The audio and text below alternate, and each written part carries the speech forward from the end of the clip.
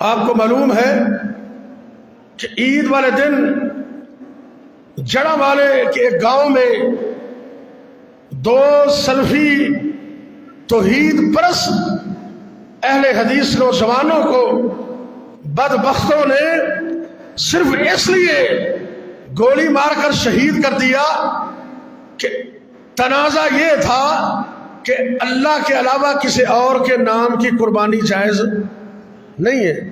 وہ تو ہم اب بھی کہتے ہیں نہیں جائز، اور ہمیں امید ہے اور یقین ہے کہ وہ بھائی انشاءاللہ اللہ کی توحید کے رستے میں شہید ہوئے، انشاءاللہ اللہ ان کو جنت میں داخلہ عطا کرے گا. ہماری دعا ہے. اور اس کے ساتھ ساتھ الحمدللہ ہماری جماعت اور ہمارے قائدین کی بر وقت کارروائی اور احتجاج پر مرکزی جمعیت اہل حدیث پاکستان کے قائدین علامہ پروفیسر ساجد میر، ڈاکٹر حافظ عبد الکریم سینیٹر اور پنجاب کی پوری کابینہ اور جماعت نے وہاں بھرپور احتجاج کیا.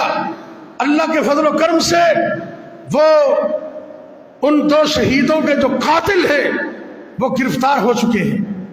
اب ہم یہ دعا بھی کرتے ہیں، آپ بھی دعا کریں کہ اللہ ان کو کیفر کردار تک انجام تک پہنچائے، آمین کہہ دیں. اور ساتھ ساتھ ہم اس واقعے کی پرزور مذمت بھی کرتے ہیں. آپ بھی کرتے ہیں، ذرا دونوں ہاتھ کھڑے کر کے اونچے کر دیں ذرا، جزاکم اللہ خیرا فی الدنیا والآخرہ.